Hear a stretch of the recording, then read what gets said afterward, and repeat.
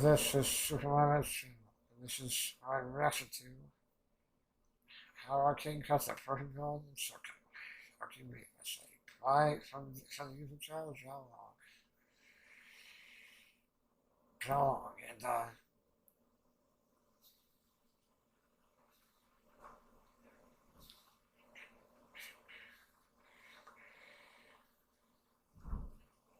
I think I can stick up there. I'll try to stick up the video here, honestly. I'm not sure if I'm gonna do it. Let's let me try. So again, with Solstice, enjoy your zone, I saw the Silco. That makes me super happy. So, let's redshirt. Start 3, 2, 1, play. Oh, Silco, Silco, Silco. I knew as soon as season 1 wrapped up that I wanted to analyse his character. He often ended up being the person discussed most after each episode. So, what better way to deal with those brainworms than to put it into a video? That certainly seems to have been my approach to Arcane so far. From the moment he appeared in the dimly lit lab at the end of episode 1, looking like someone who had just walked out the set of Bioshock's Rapture, I knew he was going to be an intriguing character to follow. My man was literally introduced in a dank, neon lit room under the sea, dressed in a 1950s style fashion. I couldn't not connect the two dots. I've connected the two dots. You didn't connect shit. I've connected them. If you do enjoy what comes next, please subscribe and leave a little comment. Also, if you haven't seen my other Arcane videos, you should do that too. Talking about Silco naturally means talking about his relationship with Jinx, and while I will touch on that area, I'm not going to go into it super deeply because there are plenty of other videos out there on that subject that cover it really well. While there is no such thing that is absolute perfection, the craftsmanship behind Silco's character came pretty damn close. Let's dive in, shall we?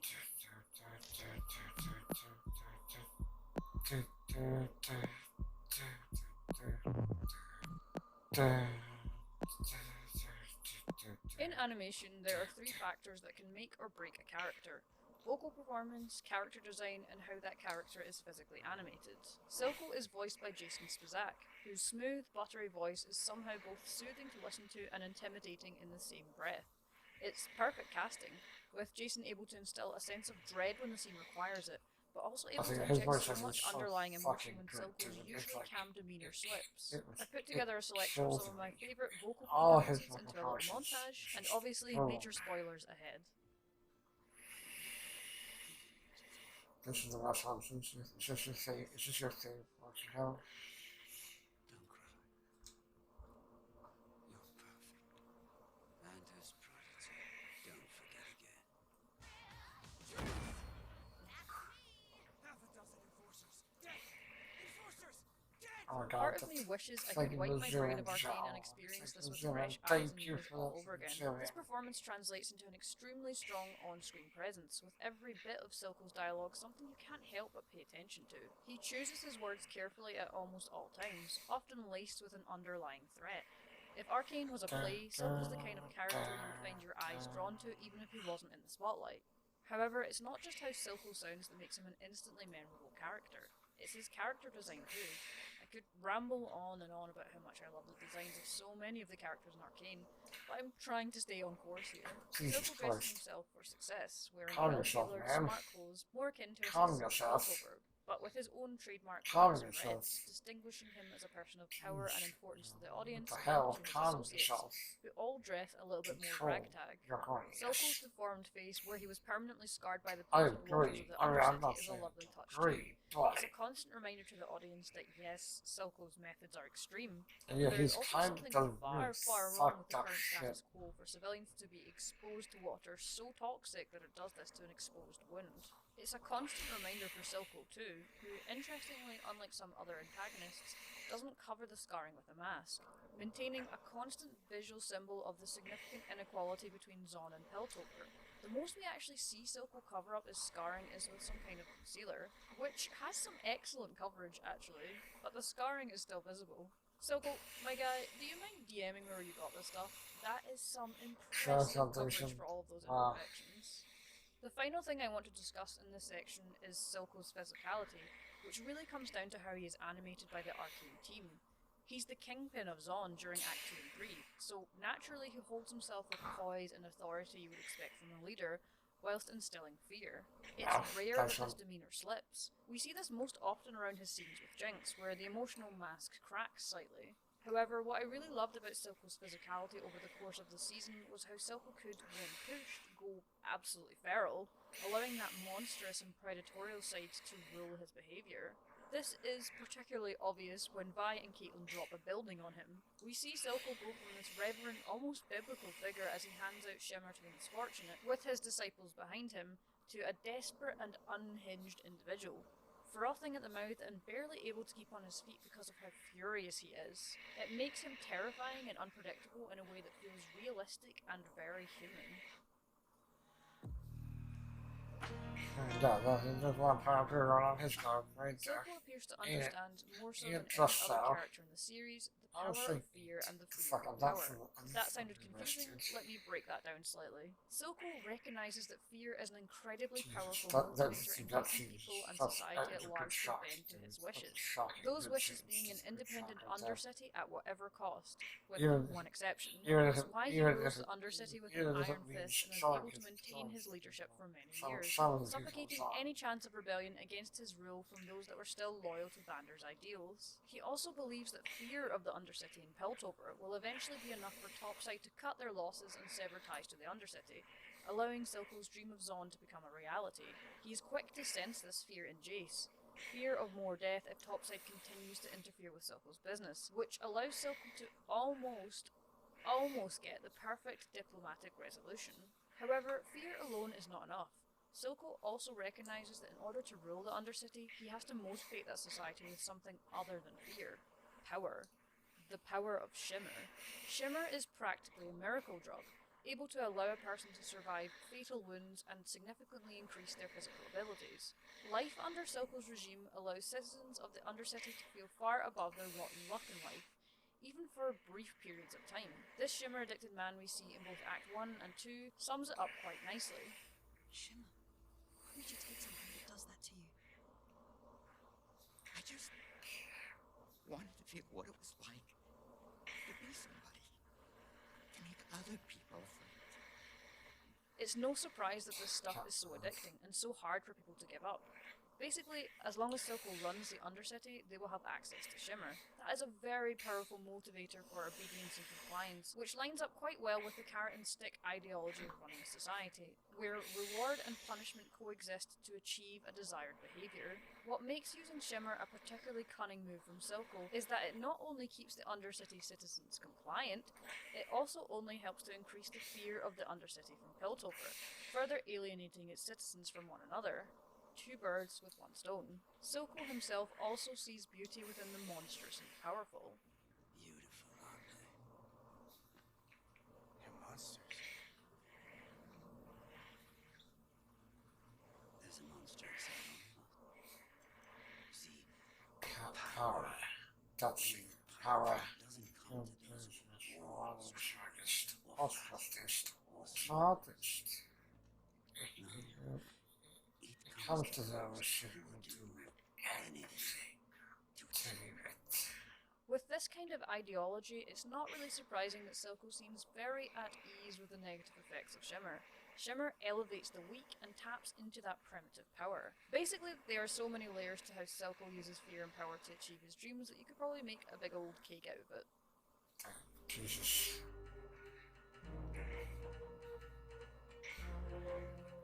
This title also applies to the previous section a little, because much of what Silco does is expert manipulation on a societal level. However, what really makes Silco an excellent villain is how he is able to manipulate others on a very personal level. Silco makes a point of knowing what others hold dear so that he can use them for his own means and ends. When he starts to sense that Enforcer Sheriff Marcus may be starting to waver no matter how much coin he throws at him, Silco instead targets his daughter in what is probably one of my favourite Silco scenes in the series. This play was both a reminder to Marcus of what might happen should he not take care of those ends again, and also to reinforce that no amount of security will keep Silco from targeting a person should he choose to. The only way to protect yourself from Silco is It's the loyalty fine. to Silco.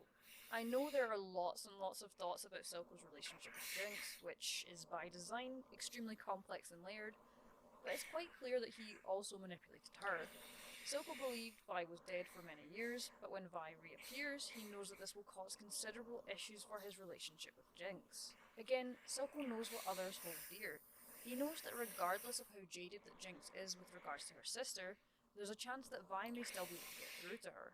It's why he lies about Vi's reasons for being in the Undercity. Powder! I'm here for you. Only you. You can fire that thing if you want, but I'm not going anywhere. I'm not going to abandon you again. But you found out she came back. You lied. Yeah, he was missing here. He also was trying to touch her as well. She and the Enforcer are back for the crystal. Not for you. It's also why he tries to have Vi killed before she gets the chance to reunite with Powder, to avoid any chance of reconciliation between the two sisters.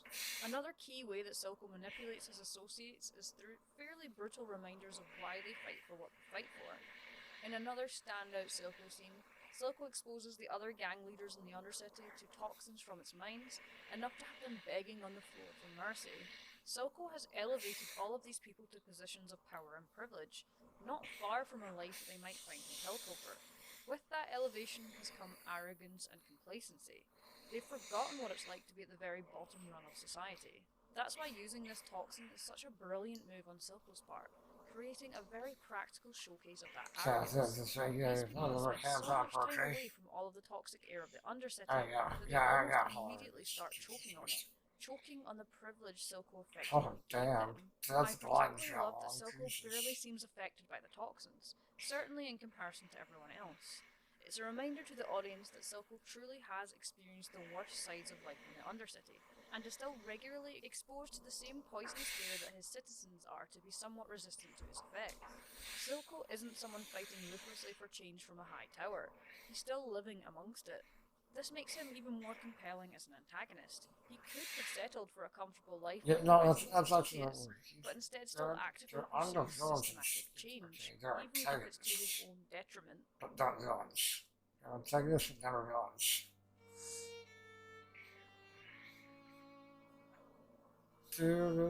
Loyalty, ironically, manages to be both Silco's biggest flaw and strength, and it makes sense.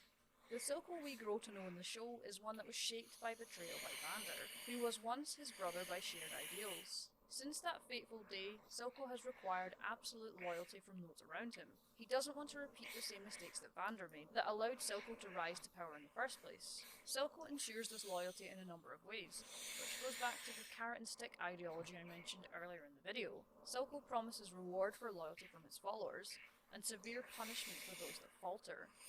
We also see this play out in chilling detail with Savika when Silco's underlings plot to overthrow him, requiring Silco's right hand to deal the killing blow to her boss. It's an ultimate test of loyalty, with Silco quite literally putting his neck on the line when the moment comes.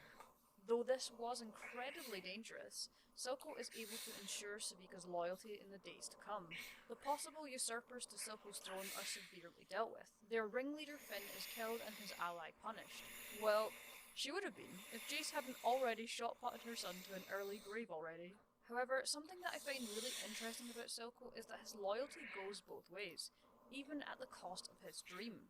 When Jace offers Silco basically everything that he has ever wanted for Zon, Silco can't go through with it, because it would mean handing over Jinx, who he now sees as a daughter, as his own family. It would make him no better than Vander, who was also willing to cut ties with family for what he believed in. He cannot betray Jinx for his cause, even though we've seen him willing to do anything else to achieve his goals, and I find that both painful and brilliant writing. I had a lot of fun with this video, and I hope you did too. Silco is probably one of the more divisive characters in the show, and people enjoy his presence for I think you're kind of right. reasons. That's what comes with such a complex and intriguing character. These were just some of my own thoughts and opinions. If you haven't had a chance to, please check out my other Arcane analysis videos. I've heard they're pretty okay. Okay, Make so sure to leave a comment and subscribe if you want more of this type of content. I've got more video ideas that I'm throwing around at the moment, but it's nice to have a little trilogy of Arcane videos now on the channel. Thank you for watching, and I hope you have a great new year. It's hilarious what you did, honestly. And, actually, it was literally 15 minutes. Fuck. I actually told that reversed. So, yeah. That was great. So, that was great. Last message, I don't just There's not really much to add to that. I love reacting to it, but there's not much to add to it, you know what I mean? Go circle. Don't click it, go to it. Anyway guys, go to it. Anyway guys, we're gonna end the reaction here. I can't wait. I have feelings for all these videos in the future. Wait 1 second. I'm getting trapped 1 second. I'm sure it's videos in the future. I can't wait for her. So she does. At the end of the video, I would just like to thank my current subscribers on YouTube and my Patreon. And my patrons on Patreon. If you enjoyed the video, please like or comment on my video if you would like to. And if you enjoy the channel, please support me and subscribe. You can find the links to my Patreon and Twitter, as well as links to reactions and videos in the description down below. If you want to support me on Patreon, please do. There are many rewards you can get, and I appreciate it. And like my favorite animator here would say, sayonara.